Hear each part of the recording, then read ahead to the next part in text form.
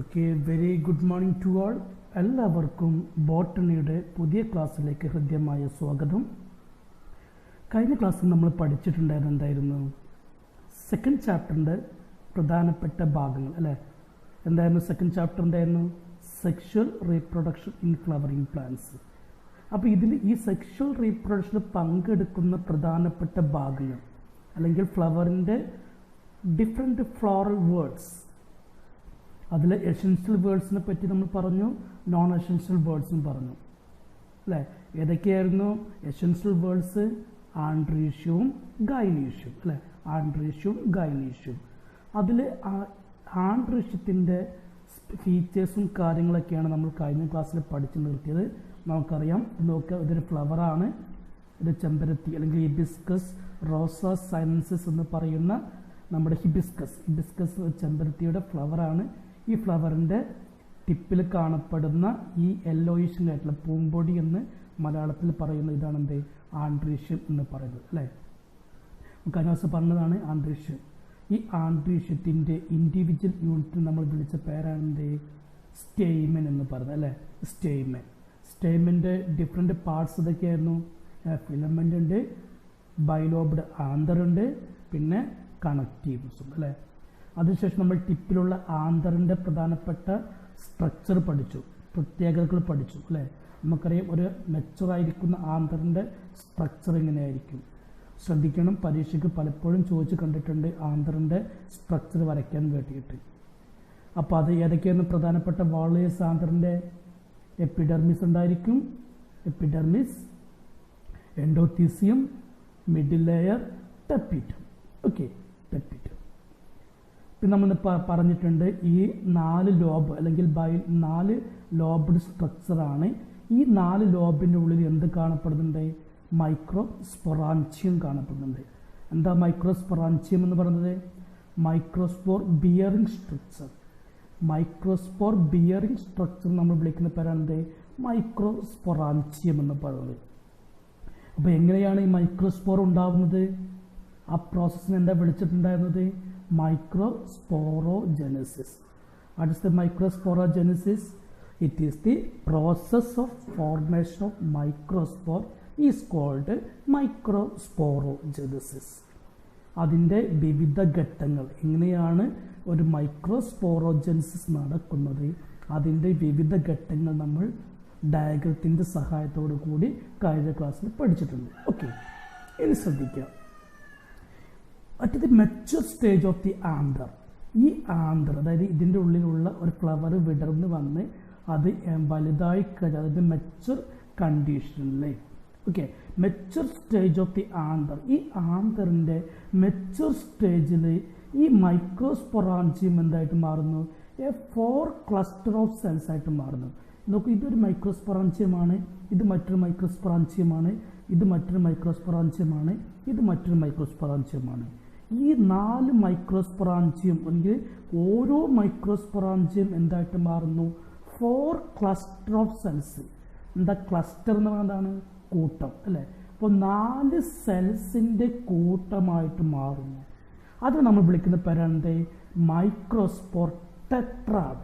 എന്താണ്? Microspore tetrad എന്ന് വിളിക്കുന്നത് അല്ലേ? നോക്കുക, മൈക്രോസ്പോർ ടെട്രാഡ്. ഇവിടെ എന്താണ്? Microspore tetrad. What is the microspore tetrad? At the mature stage of anther, the microsporangium contain 4 cluster of cells. That is called microspore tetrad. അതിനെ വിളിക്കുന്ന പേരാണ് മൈക്രോസ്പോർ ടെട്രാഡ് എന്ന് പറയുന്നത്. ഇവിടെ നോക്കുക, ഞാൻ നേരത്തെ പറഞ്ഞു ഇത് ഒരു ആന്തറാണ്. ഈ ആന്തർ മെച്ചുറായി കഴിഞ്ഞാൽ ഈ മൈക്രോസ്പൊറാഞ്ചിയത്തിനുള്ളിൽ എന്തുണ്ടായിരിക്കും? ഇതിലുള്ള മൈക്രോസ്പോറുകളെല്ലാം കൂടിച്ചേർന്നിട്ട് ഒരു 4 ക്ലസ്റ്റർ ഓഫ് സെൽസ് ആയിട്ട് മാറുന്നു. ഈ 4 ക്ലസ്റ്റർ ഓഫ് സെൽസ് നോക്കുക, 1, 2, 3, 4 ഇങ്ങനെ 4 സെല്ലുകളുടെ ഒരു കൂട്ടമായിട്ട് മാറുന്നു അല്ലെങ്കിൽ ക്ലസ്റ്ററായിട്ട് മാറുന്നു. That is known as the microspore tetrad. അപ്പോൾ ഇതാണ് എന്ത്? മൈക്രോസ്പോർ ടെട്രാഡ് എന്ന് വിളിക്കുന്നത്.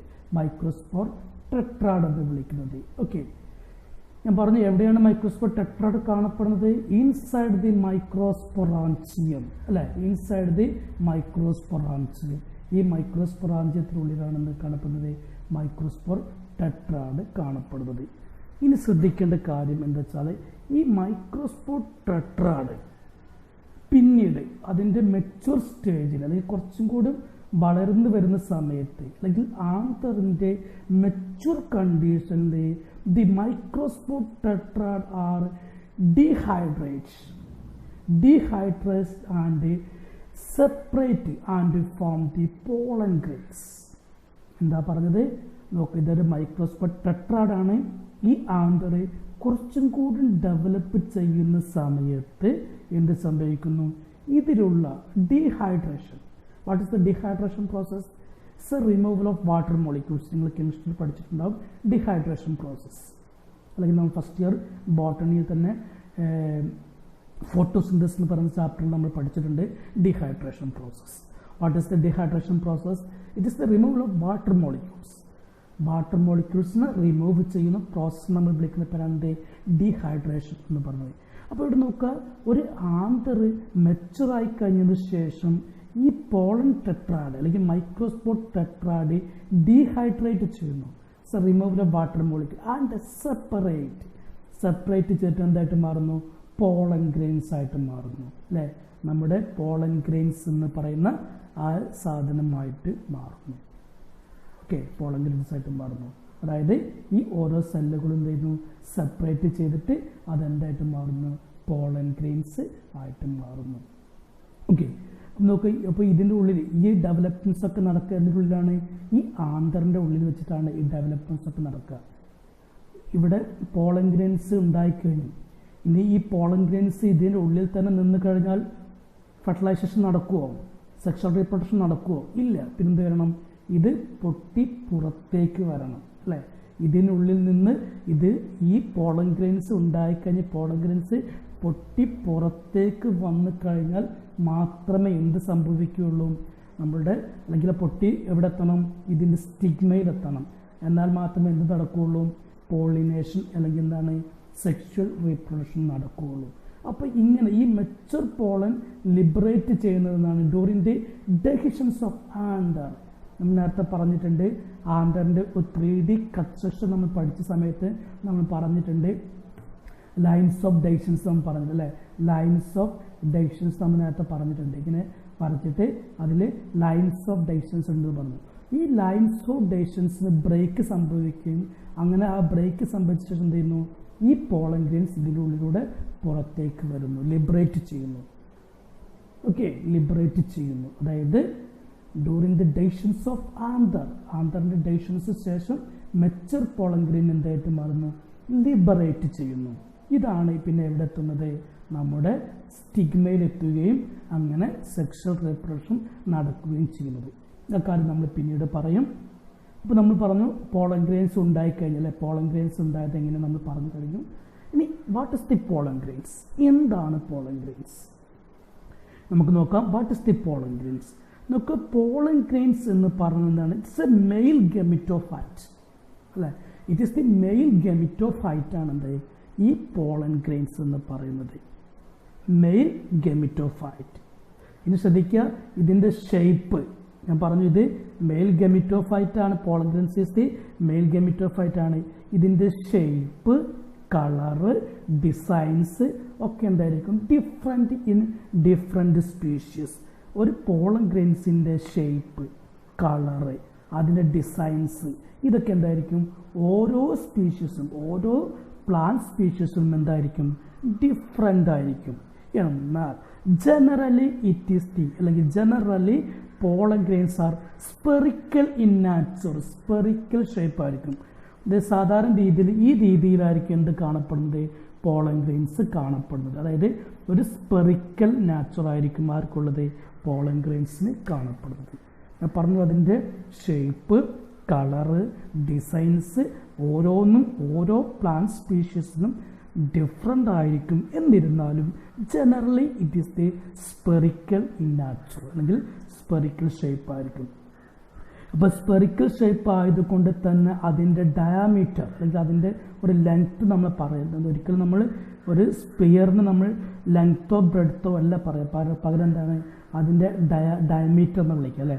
അപ്പോൾ ആ ഡയമീറ്റർ എന്ന് പറയുന്നതായിരിക്കും 25 to 50 മൈക്രോമീറ്റർ ആയിരിക്കും. 25 മുതൽ 50 മൈക്രോമീറ്റർ വരെയായിരിക്കും അതിൻ്റെ ഡയാമീറ്റർ എന്ന് പറയുന്നത് ആരുടെ പോളൻ ഗ്രെയിൻസിൻ്റെ. ഓക്കെ, ഇനി ശ്രദ്ധിക്കുക, നമ്മൾ ഈ പോളൻ ഗ്രെയിൻസിൻ്റെ സ്ട്രക്ചർ നമ്മൾ നോക്കുകയാണെങ്കിൽ അതിന് പ്രധാനമായിട്ടും 2 പാർട്സാണ്, 2 ഭാഗങ്ങളാണുള്ളത്. ഒന്നാണ് wall layers, second one is the cytoplasm. നോക്കുക, ഒരു പോളൻ ഗ്രെയിൻസ് നമ്മൾ എടുത്തു നോക്കുകയാണെങ്കിൽ അതിന് പ്രധാനമായിട്ട് 2 പാർട്ടാണുള്ളത്. ഒന്നാണ് കവർ ചെയ്തുകൊണ്ടിരിക്കുന്ന വാൾ ലെയേഴ്സ്, രണ്ടാമത്തെ എന്താണ് ഉള്ളിൽ സൈറ്റോപ്ലാസം ആണ് കാണപ്പെടുന്നത്. ഇവിടെ നോക്കൂ, ഞാനൊരു പോളൻ ഗ്രെയിൻസിൻ്റെ ചിത്രം വരച്ചിട്ടുണ്ട്. നോക്കുക, പുറത്ത് 2 ലെയറുണ്ട്. വാൾ ലെയേഴ്സ് ഒരു ചുവപ്പ് നിറത്തിലും ബ്ലാക്കിലും വരച്ചിട്ടുണ്ട്. രണ്ടും എന്താണ് വാൾ ലെയേഴ്സ് കാണപ്പെടുന്നുണ്ട്. ഉള്ളിലെന്താണ് സൈറ്റോപ്ലാസവും കാണപ്പെടുന്നുണ്ട്. ഓക്കെ, അപ്പോൾ നോക്കാം. അപ്പോൾ നമുക്ക് ഇതിൻ്റെ ഫീച്ചേഴ്സ് നമുക്ക് ഡീറ്റെയിൽ ആയിട്ട് നമുക്ക് നോക്കേണ്ടതുണ്ട്, ഇതിൻ്റെ ഫീച്ചേഴ്സ്. ഓക്കെ, അപ്പോൾ ഞാൻ പറഞ്ഞു internally it have the 2 parts, this A wall layers and cytoplasm. Externally 2 wall layers, internally a mass of cells that is known as the cytoplasm. Externally the wall layers is seen. Okay, ഇനി നമുക്ക് ഓരോന്നോരോന്ന് നോക്കി പോകാം. വളരെ important ആണ് ഈ pollen ഗ്രെയിൻസിൻ്റെ വാൾ ലെയേഴ്സിൻ്റെ പ്രത്യേകത എന്ന് പറയുന്നത്. നമുക്കറിയാം വാൾ ലെയേഴ്സ് എന്ന് വെച്ചാൽ കവറിങ് സ്ട്രക്ചറാണ്. ഒരു പോളൻ ഗ്രെയിൻസിൻ്റെ കവറിങ് സ്ട്രക്ചറാണ് എന്ത് വാൾ ലെയേഴ്സ് എന്ന് പറയുന്നത്. It is made up of 2 layered structure. Okay, അതായത് pollen grains is made up, അല്ലെങ്കിൽ pollen grains is covered by a 2 layered structure that is known as the exine and intine. Okay, ഞാൻ പറഞ്ഞു 2 wall layers ഉണ്ട്. ഇത് ഒരു വാൾ ലെയറാണ്, ഇതിപ്പോൾ രണ്ടാമത്തെ വാൾ ലെയറാണ്. അപ്പോൾ പുറത്തുള്ള വാൾ ലെയർ നമ്മൾ എന്ത് വിളിക്കുന്നു? എക്സൈൻ എന്ന് വിളിക്കുന്നു. ഉള്ളിലുള്ള വാൾ ലെയർ എന്ത് വിളിക്കുന്നു? ഇൻഡൈൻ എന്ന് വിളിക്കുന്നു. അപ്പോൾ ഏതായാലും എക്സൈൻ അതാണ്, ഈ പുറത്ത് ബ്ലാക്ക് ആണ് എന്ത് എക്സൈൻ, ഇൻഡൈൻ എന്താണ് ഈ റെഡ് നിറത്തിലുള്ള എന്ത് ഇൻഡൈൻ എന്ന് പറയുന്നത്. ഓക്കെ, അപ്പോൾ ഞാൻ പറഞ്ഞത് ഇത്ര മാത്രമേ ഉള്ളൂ. ഒരു പോളൻ ഗ്രെയിൻസിൻ്റെ കവറിങ് സ്ട്രക്ചർ അല്ലെങ്കിൽ wall layers, 2 wall layers, that's exine and intine. The first one is the exine. എന്താണ് എക്സൈൻ നോക്കാം. നോക്കൂ, എക്സൈൻ എന്ന് പറഞ്ഞാൽ it is the outermost layer ആണ്. ഇറ്റ്സ് എ വെരി ഹാർഡ്, ഭയങ്കര ഹാർഡാണ്. It's a made up of a hard resistant organic material. Okay, അതായത് എക്സൈൻ്റെ ഈ ഹാർഡ്നെസ്സിന് കാരണം എന്താണ്? It is the made up of a organic resistant material. Highly resistant ആയിട്ടുള്ള ഒരു ഓർഗാനിക് മെറ്റീരിയൽസ് കൊണ്ടാണ് എന്ത് നിർമ്മിച്ചിരിക്കുന്നത്? ഈ പോളൻ ഗ്രെയിൻസിൻ്റെ ഔട്ടർ വാൾ ലെയേഴ്സ് നിർമ്മിച്ചിരിക്കുന്നത്. അതിന് നമ്മൾ വിളിക്കുന്ന പേരാണ് സ്പോറോപൊളിനിൻ എന്ന് പറയുന്നത്. ഓക്കെ, സ്പോറോപൊളിനിൻ. അപ്പോൾ നോക്കുക, എക്സൈൻ എന്ന് പറഞ്ഞ ഔട്ടർമോസ്റ്റ് ലെയർ ആണ്, which are made up of A highly resistant organic material which are called sporopollenin. എന്താണ് സ്പോറോപൊളിനിൻ? പരീക്ഷയ്ക്ക് ചോദിക്കാറുണ്ട് കേട്ടോ, സ്പോറോപൊളിനിൻ. അപ്പോൾ what is this sporopollenin? It is the hard resistant organic material of exine. എക്സൈനിൽ കാണപ്പെടുന്ന ഹാർഡായിട്ടുള്ള resistant organic materials, highly resistant organic മെറ്റീരിയലാണ് എന്ത് സ്പോറോപൊളിനിൻ എന്ന് പറയുന്നത്. ഞാൻ പറഞ്ഞത് ഈ സ്പോറോപൊളിനിൻ്റെ പ്രത്യേകത ഇറ്റ് ഇസ് ഹൈലി റെസിസ്റ്റൻ്റ് ആണ്. It's cannot destroyed even in high temperature alkali enzymes. അപ്പോൾ ഇത്തരത്തിലുള്ള ഒരു കെമിക്കൽ വസ്തുക്കൾ കൊണ്ടും ഡിസ്ട്രോയ് ചെയ്യാൻ പറ്റാത്ത ഒരു മെറ്റീരിയൽസ് ആണ് എന്ത് സ്പോറോപൊളിനിൻ എന്ന് പറയുന്നത്. It's A cannot destroyed in high temperature, alkali condition, enzymes and other acids. Okay, അപ്പോൾ ഇങ്ങനെയുള്ള വിവിധ മെറ്റീരിയൽ കൊണ്ട് പോലും ഡിസ്ട്രോയ് ചെയ്യാൻ പറ്റാത്ത ഒരു ഹൈലി റെസിസ്റ്റൻറ്റ് മെറ്റീരിയൽസ് ആണ് എന്ത് സ്പോറോപൊളിനിൻ എന്ന്. ഓക്കെ, ശ്രദ്ധിക്കുക. നമ്മൾ നേരത്തെ പറഞ്ഞ എന്തായിരുന്നു, ഈ പ്രധാനപ്പെട്ട 2 വാളേഴ്സ് ഏതൊക്കെയായിരുന്നു? എക്സൈനും എൻഡൈൻസും അല്ലേ. അതായത് പോളൻ ഗ്രെയിൻസിൽ 2 വാളേഴ്സ് എക്സൈനും ഇൻഡൈൻസും. എന്തായിരുന്നു എക്സൈൻ്റെ പ്രത്യേകത? ഇറ്റ്സ് ഔട്ടർ മോസ്റ്റ് അല്ലേ. ഇപ്പോൾ ഇത് എക്സൈൻ ആണെങ്കിൽ ഇറ്റ്സ് ഔട്ടർ മോസ്റ്റ്. ഈ റെഡ് നിറത്തിലാണ് അത് എക്സൈൻ. ഇറ്റ്സ് ഔട്ടർ മോസ്റ്റ് ലെയറാണ്. ഇറ്റ്സ് വെരി ഹാർഡാണ്. എന്താണ് ഹാർഡാവാൻ കാരണം എന്താണ്? It's made up of a hard resistant material that is known as the sporopollenin അല്ലേ. സ്പോറോപൊളിനിൻ എന്ന് പറയുന്നത് എന്താണ്? It's a hard resistant material which cannot destroyed any alkali, alcohol അല്ലെങ്കിൽ എൻസൈംസ് അല്ലെങ്കിൽ എന്താണ് any substance cannot destroy the sporopollenin. ഏതൊരു substance കൊണ്ടും എന്ത് ചെയ്യാൻ പറ്റില്ല? ഈ സ്പോറോപൊളിനിനെ ഡിസ്ട്രോയ് ചെയ്യാൻ പറ്റില്ല. അതുകൊണ്ട് തന്നെ ഈ സ്പോറോപൊളിനിൻ കൊണ്ട് നിർമ്മിതമായിരിക്കുന്ന എക്സൈനുള്ള പോളൻ ഗ്രെയിൻസ് നമ്മൾ എന്ത് വിളിക്കാറുണ്ട്? ഫോസിൽ എന്ന് വിളിക്കാറുണ്ട് അല്ലേ. നമുക്കറിയാം എന്താണ് ഫോസിൽ എന്ന്. ഫോസിൽ എന്ന് പറഞ്ഞാൽ കാലാകാലം യാതൊരു കേടും ഇല്ലാതെ നിലനിൽക്കുന്ന വസ്തുക്കളാണ് നമുക്ക് എന്ത് വിളിക്കാൻ പറ്റുക? ഫോസിലുകൾ എന്ന് വിളിക്കുക. അപ്പോൾ അതേപോലെ തന്നെയാണ് ഇവിടെ പോളൻ ഗ്രെയിൻസിനെ ഫോസിൽ എന്ന് വിളിക്കാറുണ്ട്. കാരണം എന്താണ്? It's made up of sporopollenin. What is the sporopollenin? It is a hard resistant organic material which cannot destroy any chemical substance. ഒരു കെമിക്കൽ സബ്സ്റ്റൻസ് കൊണ്ടും ഡിസ്ട്രോയ് ചെയ്യാൻ പറ്റാത്ത മെറ്റീരിയൽസാണ് എന്ത്? സ്പോറോപൊളിനിൻ. അപ്പോൾ അതുകൊണ്ട് തന്നെ ഈ സ്പോറോപൊളിനിൻ കൊണ്ട് നിർമ്മിതമായിരിക്കുന്ന പോളൻ ഗ്രെയിൻസ് എത്ര കാലം മണ്ണിൽ കിടന്നാലും ഏതൊരു ഓർഗാനിസത്തിൻ്റെ ഡൈജസ്റ്റീവ് സിസ്റ്റത്തിലൂടെ പാസ് ചെയ്ത് കഴിഞ്ഞാലും എന്ത് സംഭവിക്കുന്നില്ല? ഈ സ്പോറോപൊളിനിന് ഒരു ഡിസ്ട്രക്ഷൻ സംഭവിക്കുന്നില്ല. അതുകൊണ്ട് തന്നെ സ്പോറോപൊളിൻ നമുക്ക് എന്ത് വിളിക്കാൻ പറ്റും? ഫോസിൽ എന്ന് വിളിക്കാൻ പറ്റും. ഓക്കെ, അപ്പോൾ ഞാൻ പറഞ്ഞു exine is the outermost ലെയറാണ്, ഹാർഡാണ്, മെയ്ഡ് അപ്പ് ഓഫ് സ്പോറോപൊളിനിൻ. ഇനി നോക്കുക, ഇവിടെ ഞാൻ ഈ എക്സൈൻ ഞാൻ ഇവിടെ ഇത്തിരി ഗ്യാപ്പ് ഇട്ടാണ് വരച്ചത്. അതായത് പോളൻ ഗ്രെയിൻസിൻ്റെ എല്ലാ ഭാഗത്തും കൂടി എന്തുണ്ടായിരിക്കില്ല? എക്സൈൻ ആബ്സെൻറ്റ്. ചില ഭാഗത്ത്, എല്ലാ ഭാഗത്തും എന്തുണ്ടാവില്ല? സ്പോറോപൊളിൻ ഉണ്ടായിരിക്കില്ല. ചില ഭാഗത്ത് എന്തായിരിക്കും? സ്പോറോപൊളിൻ ആബ്സെൻ്റ് ആയിരിക്കും. ആ ഭാഗത്ത് നമ്മൾ വിളിക്കുന്ന പേരാണെന്ത്? ജേം പോർ എന്ന് വിളിക്കുന്നത്. അപ്പോൾ ഇതാണ് എന്ത്? ജേം പോർ എന്ന് പറഞ്ഞത്. അതായത് some region of the exine absent the sporopollenin, that portion is known as the germ pore. അതിനെ വിളിക്കുന്ന പേരാണെന്ത്? ജേം പോർ എന്ന് പറയുന്നത്. ഓക്കെ, ചില ഭാഗത്ത് സ്പോറോപൊളിനിൻ ആബ്സെൻ്റ് ആയിരിക്കും. അതിനെ വിളിക്കുന്ന പേരാണെന്ത്? ജേം പോർ എന്ന് പറയുന്നത്. എന്താ ജേം പോറിൻ്റെ ഇമ്പോർട്ടൻസ്? നമുക്കറിയാം, ഈ പോളൻ ഗ്രെയിൻസ് വലുതായി കഴിഞ്ഞാൽ ഇത് സ്റ്റിഗ്മയിലെത്തിക്കഴിഞ്ഞാൽ, ഒരു പ്ലാന്റിൻ്റെ സ്റ്റിഗ്മയിലെത്തിക്കഴിഞ്ഞാൽ ഇതിൽ നിന്ന് എന്ത് ചെയ്യണം?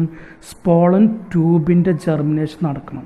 ഇതാണ് പോളൻ ട്യൂബ് എന്ന് പറയുന്നത്. അപ്പോൾ ആ പോളൻ ട്യൂബിൻ്റെ ജെർമിനേഷൻ നടക്കുന്നതിലൂടെയാണ് ഈ സ്പോറിലൂടെയാണ്. അതായത് സ്പോറോപൊളിനിൻ ആബ്സെൻ്റ് ആയിരിക്കുന്ന ഭാഗത്തു കൂടെയാണ് എന്ത് സംഭവിക്കുക? പോളൻ ട്യൂബിൻ്റെ ജെർമിനേഷൻ നടക്കുക. ദാറ്റ് മീൻസ് എക്സൈൻ്റെ ചില ഭാഗങ്ങളിൽ സ്പോറോപൊളിനിൻ ആബ്സെൻ്റ് ആണ്. ആ ഭാഗത്ത് നമ്മൾ വിളിക്കുന്ന പേരാണെന്ത്? ജേം പോർ എന്ന് പറയുന്നത്. ഇതിലൂടെയാണ് എന്ത് പ്രൊഡ്യൂസ് ചെയ്യുക? പോളൻ ട്യൂബിൻ്റെ ജെർമിനേഷൻ നടക്കുക. ഓക്കെ, ഇനി രണ്ടാമത്തെ വാളെയർ, അത് ഉള്ളിലുള്ള വാളെയറാണ് നമ്മൾ എന്ത് വിളിച്ചത്? ഇൻഡൈൻ എന്ന് വിളിച്ചത്. ഇൻഡൈൻ ഇന്നർ ലെയറാണ്, തിന്നാണ്, കട്ടി കുറഞ്ഞ ലെയറാണ് എന്ത്? ഈ ഇൻഡൈൻ എന്ന് പറയുന്നത്.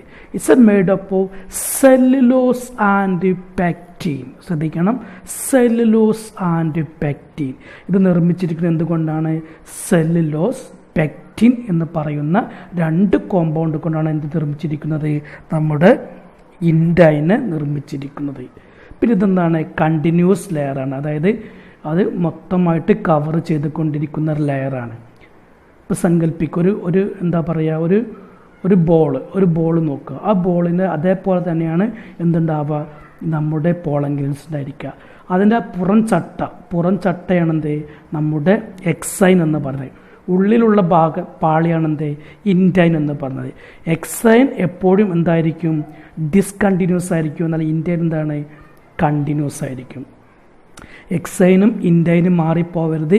എക്സൈൻ ഇന്നർ ലെയർ, എക്സൈൻ ഔട്ടർ ലെയറാണ്.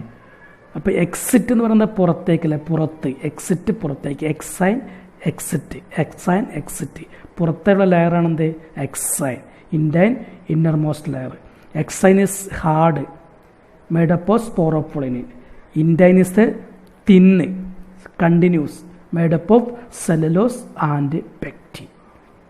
ഇത്രത്തോളം മനസ്സിലായോ?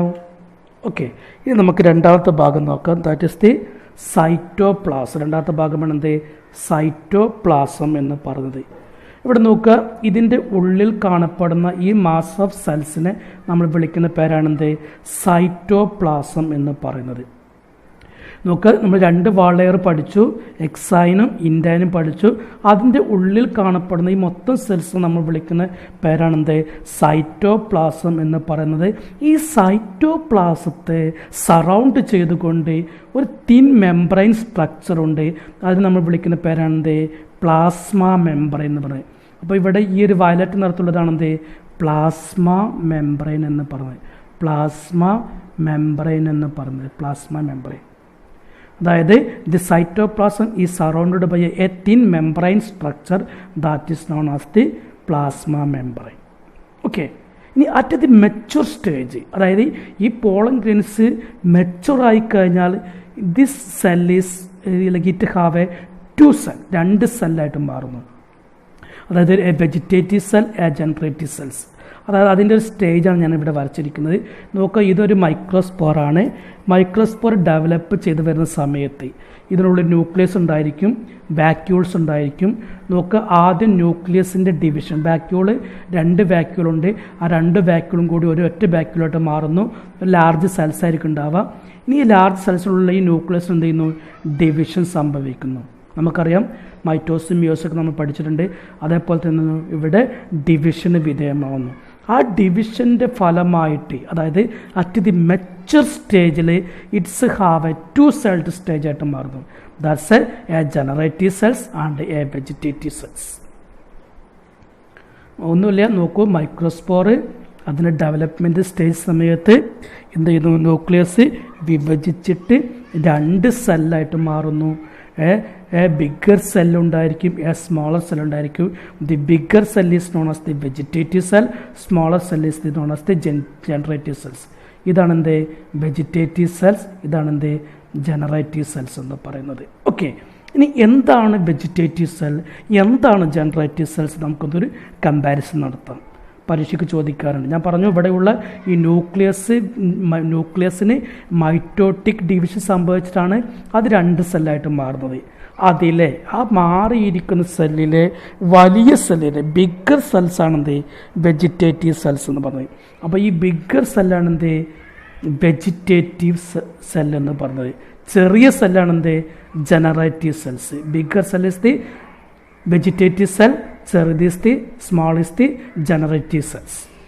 ഓക്കെ, നോക്കുക, ഇനി ഈ vegetative cell contain a numerous reserved materials. നോക്കുക, ഈ ഒരു vegetative cell contain the numerous reserved materials ഉണ്ടായിരിക്കും. അതേപോലെ എന്ത് ചെയ്യുന്നു, ഈ അതിൽ ഇറഗുലർ ഷേപ്പ്ഡ് ന്യൂക്ലിയസ് ആയിരിക്കും അതിൽ കാണപ്പെടുന്നത്. Irregular shaped nucleus. അപ്പോൾ 3 പ്രത്യേകത നമ്മൾ പറയുന്നത്, ഈ വെജിറ്റേറ്റീവ് സെൽസിന് 3 പ്രത്യേകത നമ്മൾ പറയുന്നത്. ഒന്നാമത്തെ എന്താണ്, ബിഗ്ഗർ അല്ലെങ്കിൽ ലാർജ് സെല്ലാണ്. രണ്ടാമത്തെ പ്രത്യേകത എന്താണ്, it contain numerous reserved material. മൂന്നാമത്തെ പ്രത്യേകത എന്താണ്, it have A irregular shaped nucleus. അങ്ങനെ 3 പ്രത്യേകതയാണ് ആർക്കുള്ളത്, ഈ വെജിറ്റേറ്റീവ് സെൽസിന് ഉള്ളത്. ഇനി ഈ വെജിറ്റേറ്റീവ് സെല്ലും ജനറേറ്റീവ് സെൽസ് നമ്മൾ വ്യത്യാസം നോക്കുക. ജനറേറ്റീവ് സെൽസ് എന്താണ്, കമ്പാരിറ്റീവ്ലി സ്മോൾ സെൽസ്. രണ്ടാമത്തെ പ്രത്യേകത എന്താ നോക്കാം, it float in the cytoplasm of the generative cells. നോക്കുക, ഇതാണ് എന്ത് നമ്മുടെ വെജിറ്റേറ്റീവ് സെൽസ് എന്ന് പറയുന്നത്, അല്ലേ, വെജിറ്റേറ്റീവ് സെൽസ് എന്ന് പറയുന്നത്. അപ്പോൾ ഇതെന്ത് ചെയ്യുന്നു, ഈ ജനറേറ്റീവ് സെൽസ് എന്ത് ചെയ്യുന്നു, ഇറ്റ്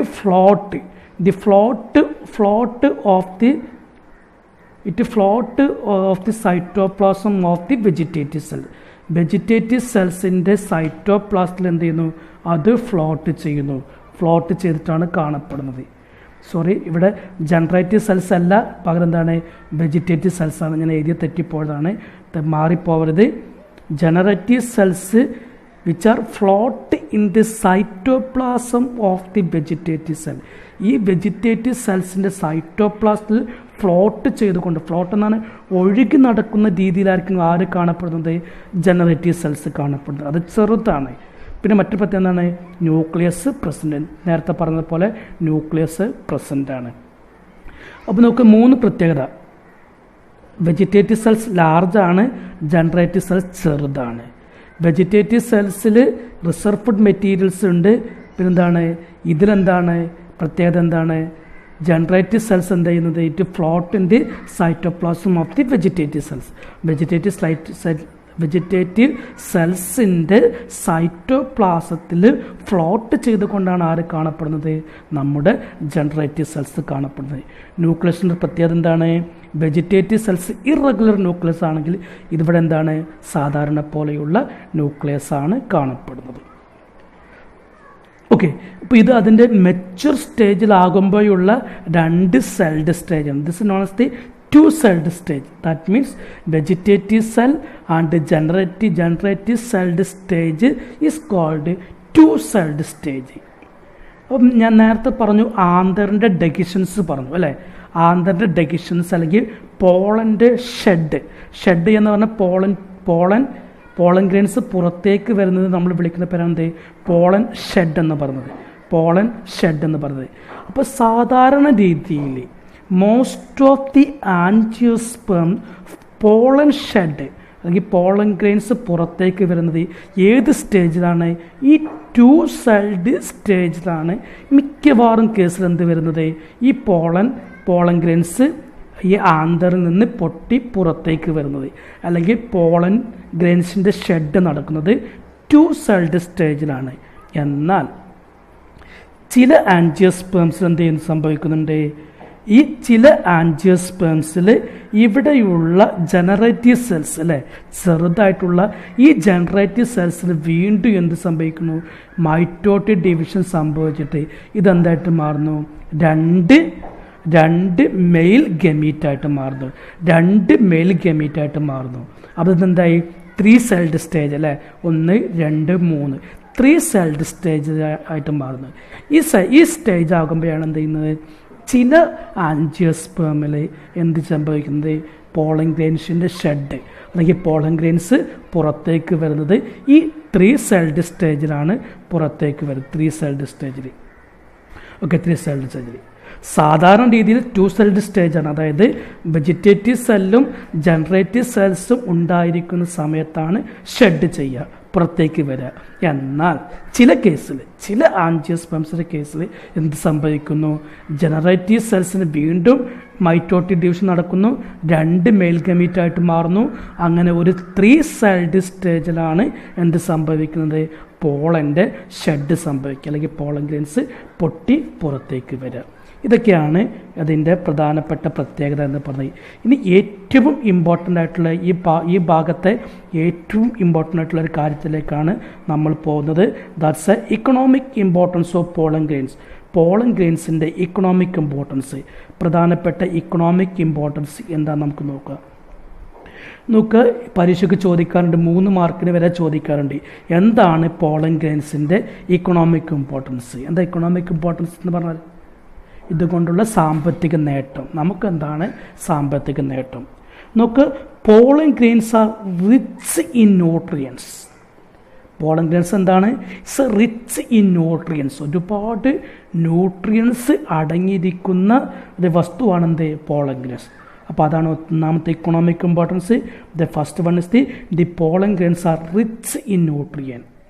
രണ്ടാമത്തെ കണ്ടീഷൻ എന്താണ്, അതുകൊണ്ട് തന്നെ in western countries it is used as food.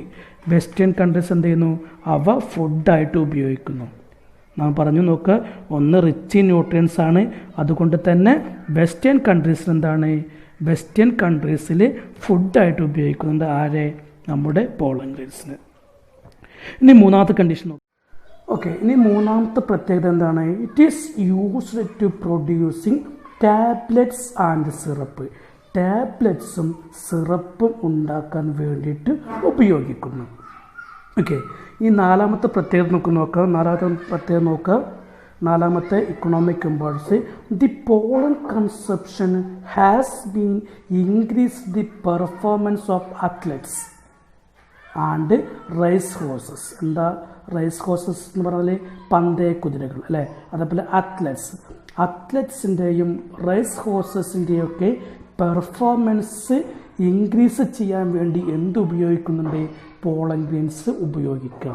അങ്ങനെ ഉപയോഗിച്ച് കഴിഞ്ഞാൽ എന്ത് സംഭവിക്കും, അവരുടെ പെർഫോമൻസ് നല്ല രീതിയിൽ ഉയർത്താൻ പറ്റും.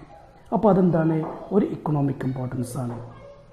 ഇനി അഞ്ചാമത്തെ ഇക്കണോമിക് ഇമ്പോർട്ടൻസ്, ഇത് നെഗറ്റീവാണ്, എന്നാലും നമുക്കത് ഇക്കണോമിക് ഇമ്പോർട്ടൻസിൻ്റെ കൂട്ടത്തിൽ പറയാൻ പറ്റും. It may causes, that means the pollen grain may causes allergy and other respiratory disorder.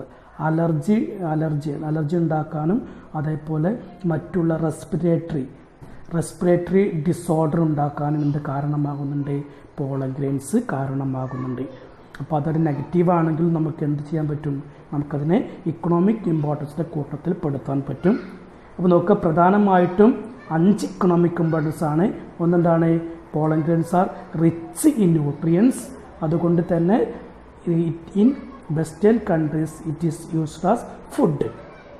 Okay, അവരെങ്ങനെ ഫുഡായിട്ട് ഉപയോഗിക്കുന്നത്, it is used in producing tablets and syrup. ടാബ്ലറ്റ്സും സിറപ്പുമായിട്ട് അതിനെ ഉണ്ടാക്കിയെടുക്കുന്നു. എന്നിട്ട് എന്ത് ചെയ്യുന്നു, ഈ അത്ലറ്റ്സും റേസ് ഹോഴ്സൊക്കെ അവയെ ഉപയോഗിക്കുന്നു.